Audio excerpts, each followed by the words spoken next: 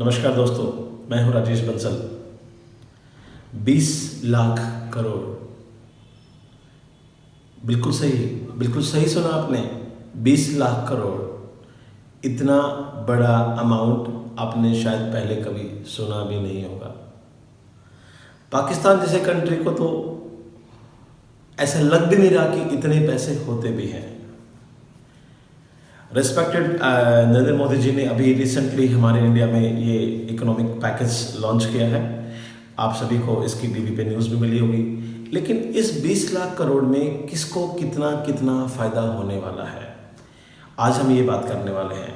मैं आपको बिल्कुल एक सरल भाषा में समझाऊंगा कि 20 लाख करोड़ में किस किस आदमी को, किस किस कंपनी को क्या क्या फ़ायदा होने वाला है।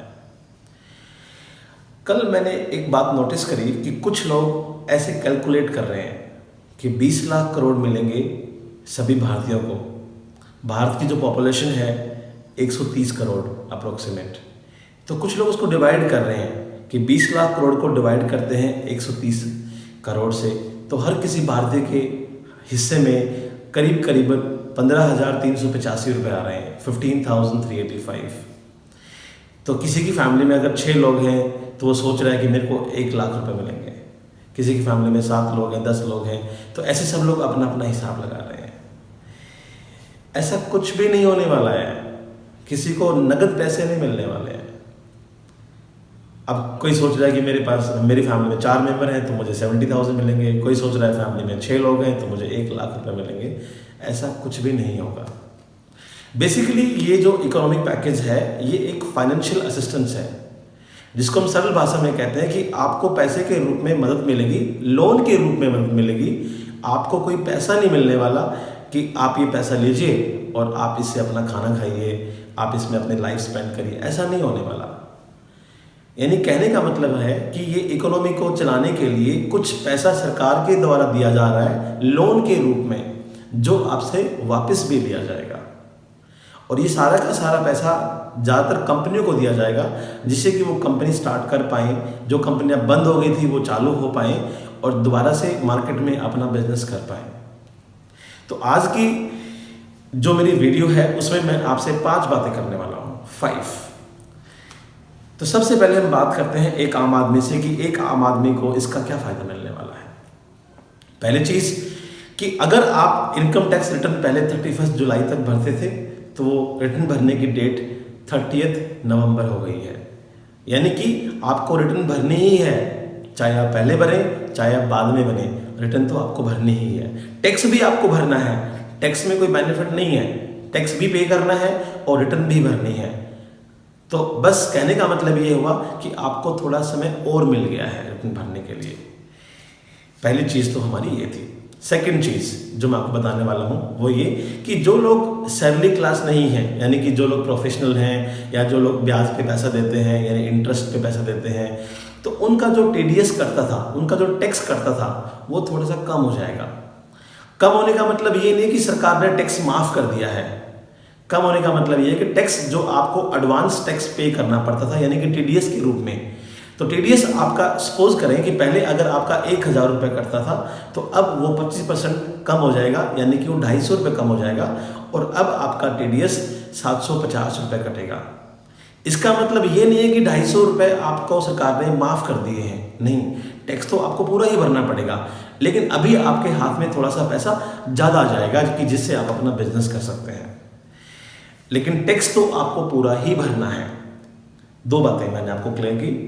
तीसरी बात, जो लोग एम्प्लॉई हैं, जो लोग जॉब करते हैं और जिनकी सैलरी यानी कि तनख्वाह 15,000 रुपये से कम है, तो उनका जो प्रोविडेंट फंड में हम कंट्रीब्यूशन करते हैं, यानी एम्प्लॉय खुद भी करता है और एम्प्लॉयर भी करता है, तो उसका कंट्रीब्यूशन एम्प्लॉय का भी और एम्प्लॉयर का वो सरकार देगी अपने हिस्से से। ये एक आम आदमी के लिए राहत भरी खबर है। लेकिन इसमें भी कुछ कंडीशन है। इसमें कंडीशन ये है कि आप जिस कंपनी में काम करते हैं उसमें 100 से ज़्यादा एम्प्लॉय नहीं होने चाहिए, यानी कि आपकी कंपनी छोटी होनी चाहिए। अगर आप एक बहुत बड़ी कंपनी में काम करते हैं जिसमें 500 एम्प्लॉय हैं, 1,000 एम्प्लॉय हैं, तो उसके लिए आप ये एप्लीकेबल नहीं होगा। यानी आप एक छोटी कंपनी में काम करते हैं और उस छोटी कंपनी के 90% यानी कि 90% एम्प्लॉय 15,000 रुपये की सैलरी से नीचे होने चाहिए। अगर सैलरी 15,000 रुपये से ऊपर है तब आपके लिए ये चीज़ अप्लीकेबल नहीं है। तो इसका कंक्लूजन ये निकलता है कि आप एक छोटी कंपनी में काम करते हैं और आपकी कंपनी के जो एम्प्लॉय हैं वो 100 से कम हैं और 90% एम्प्लॉय आपकी कंपनी में 15,000 रुपये से कम सैलरी लेते हैं। तो उस केस में जो पीएफ का कंट्रीब्यूशन है, जो आपका कंट्रीब्यूशन था और आपके एम्प्लॉयर का कंट्रीब्यूशन यानी आपकी कंपनी का कंट्रीब्यूशन अब सरकार अपनी पॉकेट से करेगी। और ये जो कंट्रीब्यूशन है ये जुलाई अगस्त के महीने में यानी कि जून जुलाई और अगस्त के महीने का कंट्रीब्यूशन सरकार करेगी, यानी कि 3 महीने का कंट्रीब्यूशन। इसके अलावा जो 15,000 से ऊपर के एम्प्लॉय हैं उनका जो पीएफ करता था पहले वो 12% करता था, सैलरी का 12%, बेसिक पे का 12%, अब वो 10% करेगा, यानी कि वो लोग कंट्रीब्यूट कम करेंगे। तो इससे कोई फायदा नहीं होगा आपको। इससे ये होगा कि आपका जो पैसा जमा होता था, जो पैसा सेव होता था वो थोड़ा सा कम सेव होगा, इससे पैसा आपके हाथ में थोड़ा ज़्यादा आएगा। तो आप इस चीज़ को सही समझे या गलत वो देखिएगा, क्योंकि आपका जो सेविंग थी वो 12% से कम होकर 10% हो गई है। तो इससे ये फायदा हुआ कि वो पैसे आपके हाथ में थोड़े से ज़्यादा रहेंगे। ये हमारी तीसरी बात थी।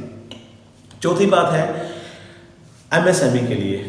आजकल बड़ा ये हॉट टॉपिक है एमएसएमई। इसका क्या मतलब होता है? एम का मतलब होता है माइक्रो, बिल्कुल छोटा, सूक्ष्म जिसको हम बोलते हैं।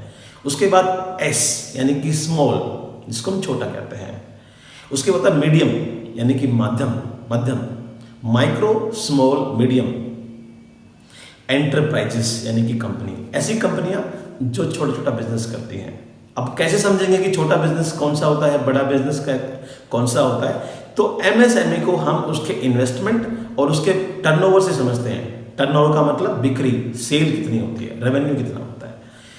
तो माइक्रो कंपनियां वो कंपनियां होती हैं जो 1 करोड़ रुपए तक इन्वेस्ट करती हैं, जिसका इन्वेस्टमेंट 1 करोड़ रुपए तक का होता है और जिनका बिजनेस पूरे साल में 5 करोड़ रुपए तक का होता है। यानी कि आपने पैसा लगाया है 1 करोड़ रुपए और आप अपना टर्नओवर यानी कि सेल यानी कि बिक्री आपकी 5 करोड़ रुपए तक की है। यह है माइक्रो कंपनी। उसके बाद होता है स्मॉल कंपनी वो होती है जिसमें आपने 5 करोड़ रुपए तक इन्वेस्ट कर रखे हैं, 5 करोड़ रुपए तक, और उसके बाद आपका जो टर्नओवर है वो 50 करोड़ रुपए तक का है। और मीडियम कंपनीज वो कंपनी होती हैं जिसमें आपका इन्वेस्टमेंट 10 करोड़ रुपए तक का है और आप अपना बिजनेस 100 करोड़ रुपए तक करते हैं।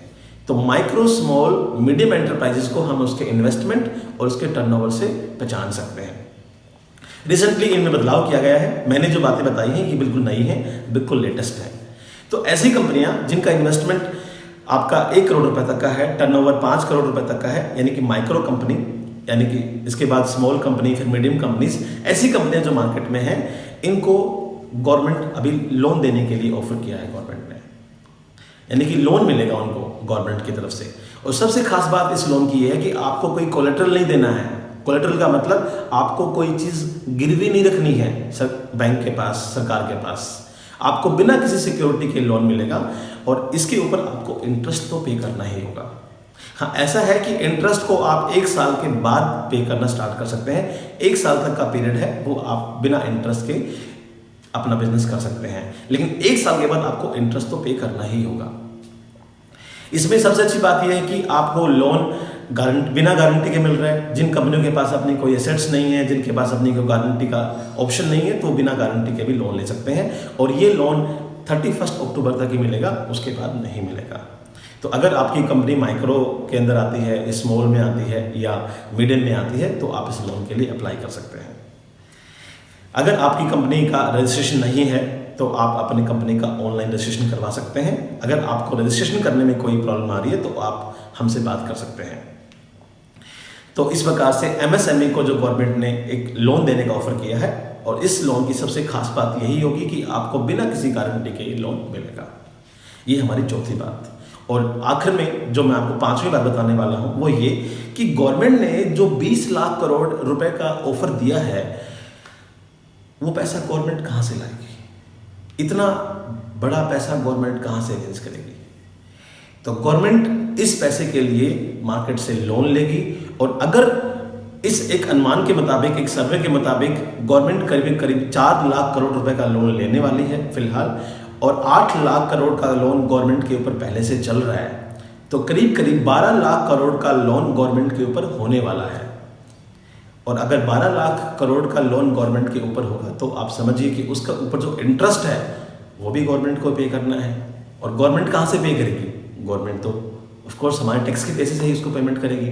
तो कहने का मतलब ये हुआ, इस सारे पैसे का भार कहीं ना कहीं वो हमारे ऊपर ही आने वाला है।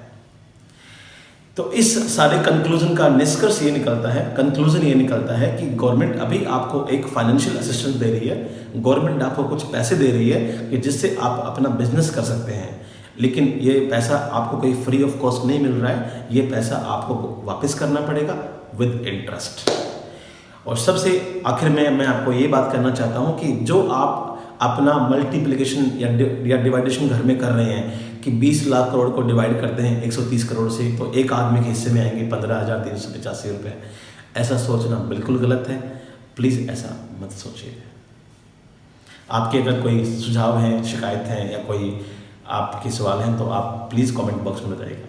Thank you so much. Thank you.